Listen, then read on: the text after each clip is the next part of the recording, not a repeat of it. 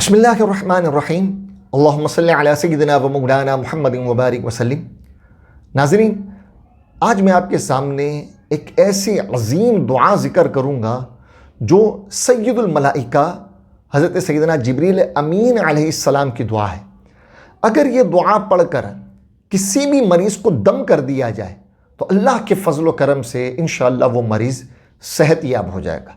बिलखुसूस अगर बुखार के मरीज़ पर पढ़कर दम किया जाए तो इंशाअल्लाह बुखार का मरीज़ फ़ौरन सेहतयाब हो जाएगा।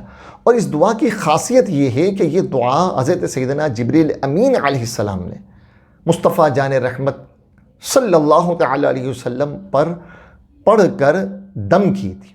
इस दुआ को भी समाअत कर लें। बिस्मिल्लाहि अर्क़ीका मिन कुल्लि शैइन युअज़ीका मिन शर्रि कुल्लि नफ्सिन औ ऐनी हासिदिन अल्लाहु यशफ़ीका बिस्मिल्लाहि अर्क़ीका। तो ये दुआ इंतहाई शानदार, बड़ी अजीम शान दुआ है।